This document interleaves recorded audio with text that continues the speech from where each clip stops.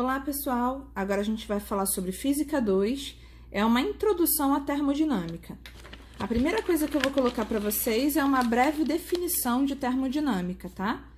Então, termodinâmica é a área da física que estuda diversos fenômenos e sistemas físicos complexos em que podem ocorrer trocas de calor, transformações de energia e variações de temperatura. Então, para a gente ter uma melhor compreensão, a gente precisa revisar, relembrar, na verdade, porque a gente já viu isso. A primeira coisa que a gente precisa relembrar são algumas definições. A primeira é a definição de temperatura, é o grau de agitação das moléculas de um corpo, correto? Segunda definição é o que é calor. Calor é a troca de energia térmica entre dois corpos. Lembrando que esses corpos trocam de calor até atingirem juntos ambos o equilíbrio térmico. E energia seria a capacidade que um corpo em realizar trabalho. Um corpo tem de realizar trabalho. Após essas definições, vocês também vão relembrar o que a gente viu na aula passada. A aula passada mencionou sobre transformações gasosas. A primeira transformação gasosa seria a transformação isobárica. Isobárica, como o iso é constante, bárica é pressão, ou seja, pressão constante. Isocórica, iso constante, córica ou isométrica ou isovolumétrica significa volume constante.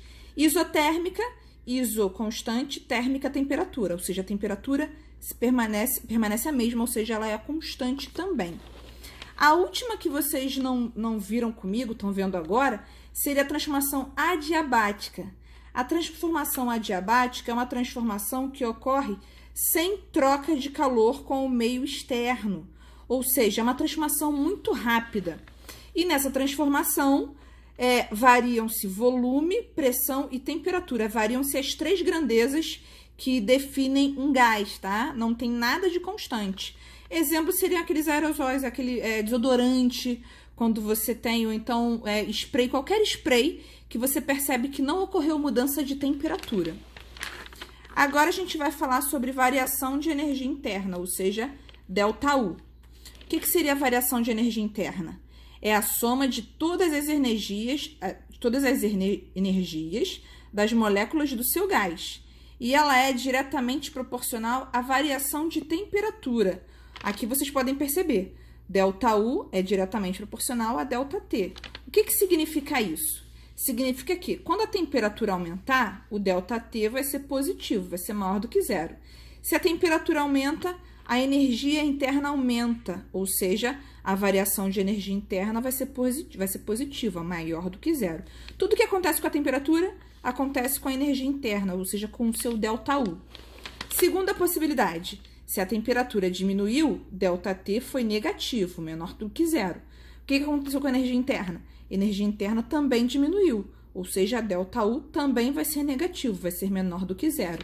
E a última possibilidade seria, e se a temperatura não se alterou, não mudou, ou seja, se ela permaneceu constante, como se fosse uma isotérmica, o que acontece? O ΔT foi nulo, né? Foi zero, igual a zero, não houve nem aumento nem diminuição de temperatura. O que aconteceu com a energia interna? Ela também não muda, ela ficou constante, ou seja, o seu ΔU também foi igual a zero. Agora a gente vai verificar o trabalho de um gás. Trabalho é simbolizado ou pela letra T, de trabalho normal, ou pela letra tal, que é o T grego, ou por W, que vem do inglês, que vem do work, tá? Então, eu escolhi o W, porque a maioria dos livros utiliza o trabalho de um gás como W. Então, o trabalho de um gás depende do produto, da pressão, vezes a variação do seu volume. Coloquei aqui uma legenda sobre o que significa cada letra. W, como vocês sabem, é o trabalho de um gás. É medido em J ou joules, tudo com letras minúsculas. Esse P aqui, vocês podem perceber que não tem um delta na frente, ou seja, é um P constante, ou seja, a pressão ela tem que ser constante para eu poder usar essa fórmula, tá? Ou seja, eu preciso estar numa transformação isobárica. A pressão ela pode estar medida em newtons por metro quadrado, que é a mesma coisa que Pascal, tá? E o ΔV é a variação de volume. Variação de volume, o volume tem que estar em metros cúbicos. Variação de volume, gente, tudo que tem delta é variação. Como é que você calcula a variação de alguma coisa? Sempre alguma coisa final menos alguma coisa inicial. Como é o volume que eu estou calculando a variação, é o volume final menos o volume inicial. Lembrando que sempre que eu tenho 3 grandezas físicas, eu posso colocá-las em um triângulo. Posso usar esse triângulo também. É só lembrar que o W, que o trabalho tem que estar em cima. Já P e ΔV você pode trocar de lugar, não vai fazer a menor diferença. Lembrando que a pressão deve ser constante, ou seja, transformação isobárica. Primeira conclusão que você pode chegar é a seguinte. Quando que ocorre a expansão de um gás? Quando a variação de volume for positiva, ou seja, quando ele aumentar de volume. Se ele tem uma expansão, quer dizer que o trabalho foi positivo, porque o trabalho ele é diretamente proporcional à variação de volume. Se esse cara aumenta, esse cara também aumenta. Contração é o contrário de expansão, é quando o seu volume diminui, ou seja, o seu ΔV é menor do que zero, é negativo. Isso quer dizer que o trabalho também é negativo. E se o trabalho é negativo, ocorre uma contração. E por último, se o trabalho der nulo. Se o trabalho deu nulo, quer dizer que não houve variação de volume. Se o volume permaneceu constante, isso quer dizer que ocorreu uma transformação isocórica, ou isométrica, ou isovolumétrica, em que o volume permanece o mesmo. Uma coisa muito importante para vocês é essa parte. Caso seja fornecido um gráfico no lugar de um enunciado, o trabalho do gás, ou seja, o W, o tal ou o work, é numericamente igual à área da figura do seu gráfico, sempre pressão versus volume. Então, aqui uma coisa muito importante. O trabalho vai ser numericamente igual à área somente se o gráfico for pressão versus volume. Se for pressão versus temperatura, não serve essa fórmula, tá? Só pressão versus volume. Como eu coloquei aqui para vocês, ó. Aqui vocês podem perceber que se eu calcular a área desse trapézio, eu vou estar calculando o trabalho do gás. Aqui você pode perceber pela seta que o volume está aumentando. Se o volume está aumentando, eu tenho uma expansão. Aqui você pode perceber, ó, que eu tenho 2 valores de pressão. Então, isso daqui não é uma transformação isobárica. E pode acontecer, podendo ter P variável. Então, é só eu calcular a área da figura que eu vou achar o trabalho realizado pelo gás. A pressão ela pode ser variável no gráfico, mas ela também pode ser constante. Vocês podem perceber, ó, que o volume, ó, o que aconteceu com ele? Diminuiu. Então, isso daqui se trata de uma contração, em que a pressão é uma só, tá vendo? Não teve 2 valores de pressão? Então, é só você calcular a área do mesmo jeito que você vai estar calculando o trabalho. Nesse caso, o seu trabalho vai dar negativo, tá bom? E, por último, trocas de calor, antes da nossa primeira lei da termodinâmica. Trocas de calor, calor é simbolizado pela letra Q. O que acontece? Se o seu gás receber calor, significa que o valor da quantidade de calor dele é positivo. Se o seu gás ceder calor, se ele perder calor para algum corpo ou para o ambiente, quer dizer que a quantidade de calor dele é negativa. Isso é bem intuitivo, né, gente? E se não ocorrer troca de calor com meio interno ou externo, ou até mesmo com o gás, a quantidade de calor, a totalização, o total dela, seria nulo, tá?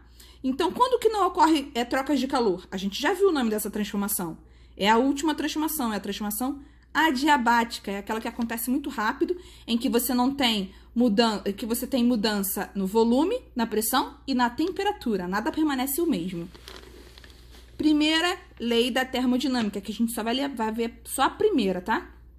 ΔU é igual a Q menos trabalho, tá? Essa é a definição da primeira lei da termodinâmica. O que ela enuncia? Ela diz que a variação da energia interna, ou seja, o ΔU, de um sistema termodinâmico é medida pela diferença, ou seja, pela subtração, entre a quantidade de calor, ou seja, pelo Q, por ele absorvido, e a quantidade de trabalho por ele ou sobre ele realizado, ou seja, Q menos trabalho. Se você quiser reescrever essa fórmula isolando qualquer outra incógnita, você pode, tá? Mas essa é o que diz, isso aqui é o que diz a primeira lei da termodinâmica, é o seu enunciado. É bem mais fácil esse enunciado aqui. A unidade de todas as grandezas que nós temos aqui é joules com letras minúsculas ou J com letra maiúscula, que é em homenagem ao cientista. Eu coloquei apenas 3 exemplos que vão ajudar muito vocês a resolverem os exercícios de hoje, tá? Primeiro é esse. Em um processo, a pressão constante de 5 vezes 10 à quinta newtons por metro quadrado, a pressão ela é constante, tá? Só tem um valor de P. Um gás aumenta seu volume de 4 vezes 10 a menos 6 metros cúbicos para 9 vezes 10 a menos 6 metros cúbicos. Ele aumentou de 4 para 9, ou seja, ocorreu uma expansão aqui, correto? Calcule o trabalho realizado pelo gás. Então, ele me deu uma pressão constante e 2 valores de volume. Então, a resolução, eu peguei os dados do enunciado e recoloquei aqui. Pressão é uma só, 5 vezes 10 à quinta. Volume inicial, 4 vezes 10 a menos 6. Volume final, 9 vezes 10 a menos 6. A questão pede o trabalho realizado pelo gás. O volume aumentou ou diminuiu? Aumentou. Então, você sabe que o seu trabalho vai ser positivo. A fórmula do trabalho, quando a pressão é uma só, é trabalho igual a pressão uma só vezes variação de volume. Lembrando que variação de volume é sempre o volume final menos o inicial. Aqui eu substituo os valores na fórmula. P vale 5 vezes 10 à quinta. ΔV, esse aqui é o volume final, o que ele terminou. 9 vezes 10 a menos 6, menos 4 vezes 10 a menos 6. Então, 5 vezes 10 à quinta é igual, é só subtrair o cara que está na frente da base 10. Como as bases 10 são iguais, você repete a base 10. Nada de somar nem subtrair os expoentes, ok? 9 menos 4, 5 vezes 10 à sexta, negativo. Agora é só você multiplicar quem está do lado de fora, quem está à frente da base 10, na verdade. 5 vezes 5, 25. Agora, como é um produto, você soma os expoentes das bases. Menos 6 mais 5 dá menos 1. Então, 25 vezes 10 é menos 1 joules. Você pode parar por aqui, ou, se você preferir, colocar o 25 em notação científica, voltando uma casa para a sua esquerda. Sempre que você voltar uma casa para a esquerda, você tem que somar mais 1 aqui ao seu expoente. Mais 1 menos 1 deu uma base 10 elevada a 0. E qualquer número elevado a 0 dá 1. Então, 2,5 vezes 1, 2,5 joules. Mas você também poderia ter terminado aqui em cima. E uma avaliação que eu coloquei aqui para vocês, não era necessária, tá? Mas eu coloquei. Como ele aumentou o volume dele, a variação de volume foi positiva. Se a variação de volume foi positiva, o trabalho dele foi positivo também. Então, ocorreu uma expansão desse gás. Segunda questão. Observe o gráfico abaixo e determine o valor do trabalho realizado pelo gás em joules. Eu coloquei aqui um gráfico. Pelo seu gráfico, ele está aumentando de volume, então se trata de uma expansão. E ele tem 2 valores de pressão, tá? O primeiro valor era 2 vezes 10 à quinta e o segundo valor era 4 vezes 10 à quinta. Ele aumentou de 4 metros cúbicos para 7 metros cúbicos, ou seja, ele aumentou 3 metros cúbicos. A questão pede trabalho. Então, sempre que eu te der um gráfico de pressão versus volume, que foi o que foi fornecido, você sabe que o trabalho é numericamente igual à área da figura em um gráfico pressão versus volume. E se trata de um trapézio, só que não é um trapézio como você normalmente veria. Um trapézio tem esse formato aqui, base menor, base maior e altura aqui. Só que ele foi dividido ao meio e essa parte aqui, ela girou 90 graus para ficar deitadinha. Então, essa fração do trapézio, ela foi colocada bem aqui. Então, eu vou pintar para você visualizar melhor. Então, onde seria a base maior que estava aqui embaixo, agora ela está aqui, base maior. A base menor que estava aqui em cima, ela agora ficou desse lado. E a altura que estava em pé, agora a altura está deitada. Tá? Então, é só a gente aplicar a área do trapézio. Lembrando que a área do trapézio é a base maior mais base menor, vezes a altura sobre 2. A base maior, vou voltar aqui para vocês. Base maior é todo esse pedaço aqui, ó, que vale 4 vezes 10 à quinta. A base menor é só esse pedacinho aqui, que vale 2 vezes 10 à quinta. E a altura que está deitada é o espaço entre 4 e 7. 7 menos 4, 3 é a minha altura. Então, eu substituo esses valores aqui. 4 vezes 10 à quinta mais 2 vezes 10 à quinta, vezes a altura 7 menos 4, que dá 3, tudo isso sobre 2. Lembrando que isso aqui é uma soma, gente. É só você somar quem está na frente da base 10. 4 mais 2, 6. Repete a base 10, nada de somar nem subtrair os expoentes. É a mesma coisa. E aqui, 7 menos 4 deu 3. E tudo isso dividido por 2. O que eu fiz? Simplifiquei o 2 com o 6. Deu 3 aqui em cima, 3 vezes 3, 9. E é só repetir minha base. Então, deu 9 vezes 10 à quinta joules. Como ele aumentou o volume, eu sei que o meu trabalho foi positivo e ocorreu uma expansão pelo nosso gráfico.